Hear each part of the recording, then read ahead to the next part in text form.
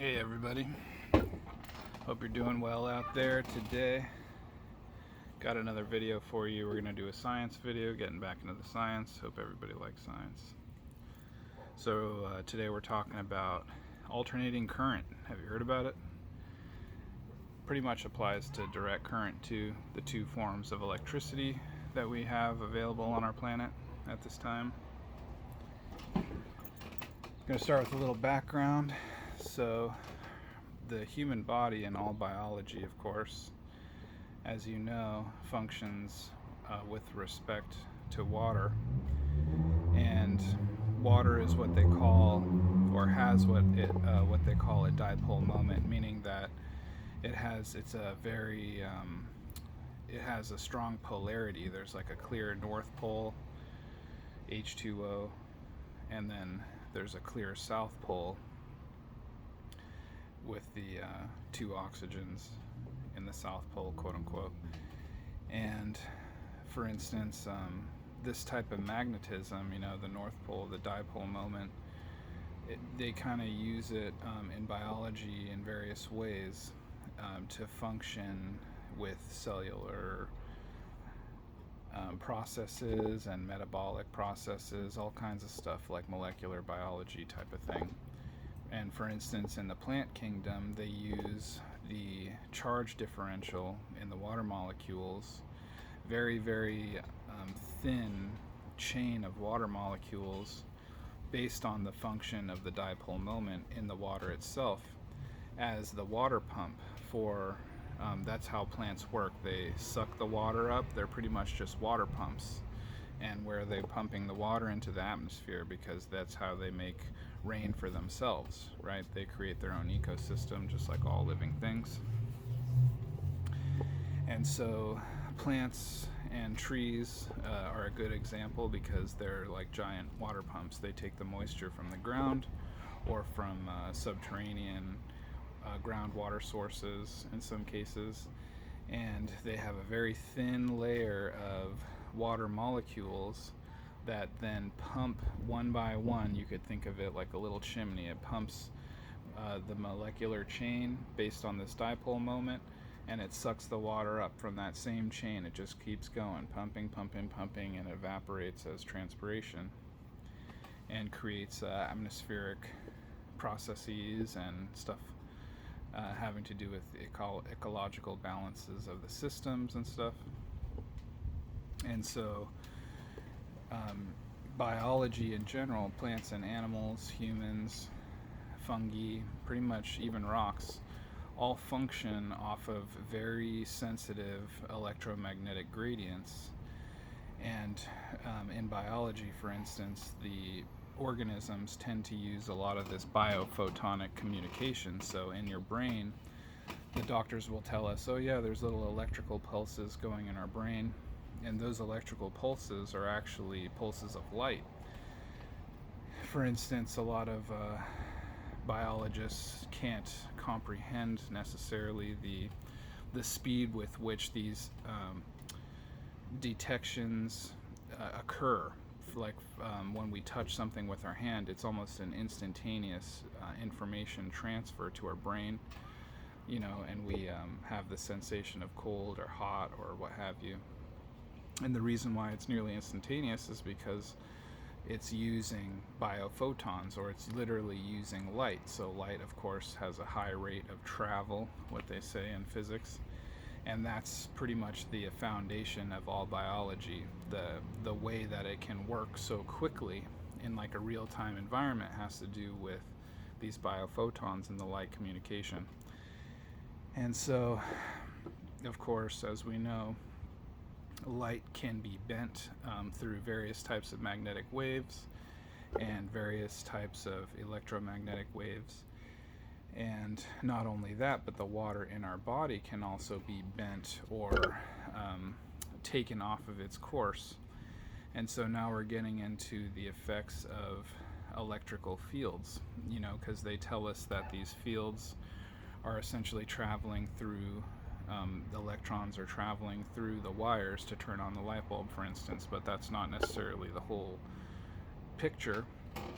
when we turn on an electric field, like the electric field in our room, for instance, like all the outlets surrounding our room or our house or power lines, there's this field that occurs outside of the power lines themselves. So the field, of course, extends much farther.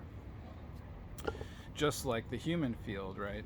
They do echo magnetocardiograms, and they can actually see that the human heart field, because it's a magnetically produced field, goes out quite a ways, 6 to 10 feet, depending on the person and their abilities to feel like the heart love type of emanations. And so our fields are technically competing, because as we are producing these electromagnetic fields from our heart, and as our cells are using these electrical signals from our brain, as well as the biophotonic communication in the intercellular networks, that biological field is competing with other fields in our environment, like alternating current, direct current, cell phone radiation, Wi-Fi towers. And that's why you can go to my Etsy and sign up for one of the silver circlets. And it's very similar to this design. And when we're using the silver, because it's used as a superconductor, it actually helps proliferate our own field. So the reason why it's a superconductor has to do with what happens to the energy when it comes into contact with the silver. And so they use silver coatings to make these superconductors, and as you shunt the current through these superconductors, they go instantaneously, almost as fast as light. And the reason why that is because it kind of gets accelerated in a sense. It gets like a higher spin velocity than would normally be occurring without the presence of the silver.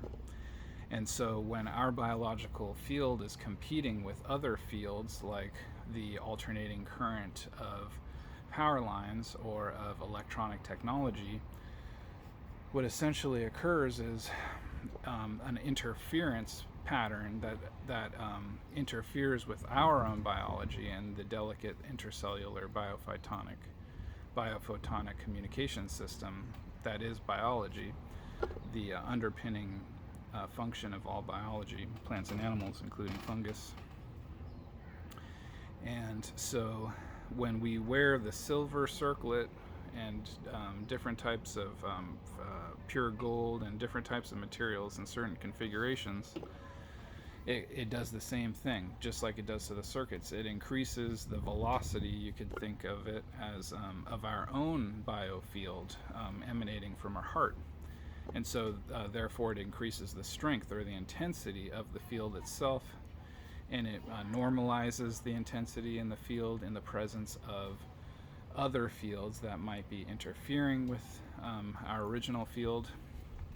And the reason, all of this science is all out there about what happens when you are around power lines, things like that. For instance, they've found very plainly, statistically relevant and significant in the medical literature, that when kids are in a close proximity to certain kinds of electrical towers or electrical power lines, they have an increased risk and instance of childhood cancers, mainly leukemia and different types of blood cancers and lung cancers.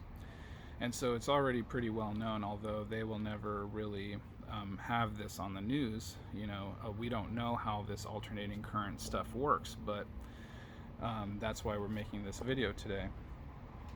So the reason why it's called alternating current is because it's alternating thousands of times, hundreds of times per second, and as opposed to direct current, where it's not alternating, it's just a direct current. But the direct current still kind of produces this field that kind of interferes with our biology and the intercellular network communication of biophotons. And so the alternating current, of course, is even worse, because it's alternating at such a high such a high rate that it's kind of hitting the dipole moment. On the one hand, it's hitting the dipole moment of the water molecules that are existing in our body, back and forth, back and forth, back and forth, back and forth.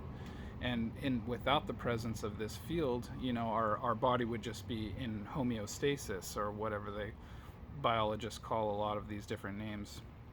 It would just be in its native state. So everything's being transported, all of the delicate electrical gradients that are conducting our biology are all working okay. But then when, say, you have this EMF signal from like a power line, okay, you go and you walk and you stand under the power line, then all of a sudden your body's experiencing this pushing and pulling thousands of times per second, because of the way that the alternating current works. And of course we use a lot of this AC alternating current, and yet nobody's ever telling us how it works. And not only that, they're not also telling us about how bad it is for our biology and how it can lead to leukemia, different types of cancers, depression, anxiety, pretty much all of the reasons why humans are dying and unhappy has a lot to do with this electrical technology, because it's based on the alternating current. Boom, boom, boom, boom, boom, boom, boom.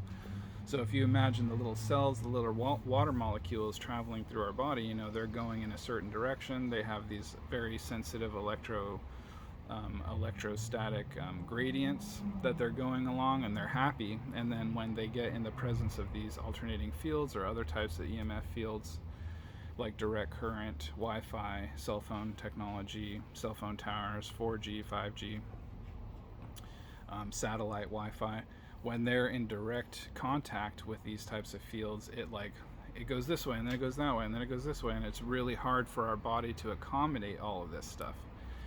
And one of the reasons why life expectancy, they say, of course, life expectancy is decent right now, but there are documentations, especially in the ancient past, but also in the present, of people living well past 100 years. I mean, to 200 years. It might seem hard to believe for certain people, but we do live around 150 to 200 years under normal conditions, especially with our most natural diet and not in the presence of these EMF fields, including power lines and all electronic technology. So we've been kind of inculcated to live in this environment composed and comprised of these electrical power lines and electrical technology. We live in a house, and in that house, the outlets are completely surrounding us, and we're being bombarded by this alternating current. And that's why I make my silver circlet, my silver torque bracelet, because it enhances, again, because of the way the silver works, it enhances our own field, the integrity of our own field, so that it's stronger and more impervious to being disturbed by this alternating current when we're inside all day. And that's why it's a really great idea to try to turn off certain things in your house, or hang out in the part of the yard that's farthest away from the power lines, or hang out in places with buried, or try to buy property and live in places with buried power lines. Or the best is to live in rural areas that have no power lines or no technology at all. And various people who have serious illnesses, of course, the Western medical mindset has not yet put this all together, but when you take a person and you examine their life, their living environment, a lot of the times they're right on the other side of the wall of their sleeping place.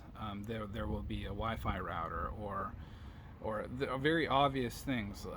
They've been working for 10 years at this job, and right outside their window there's a power line.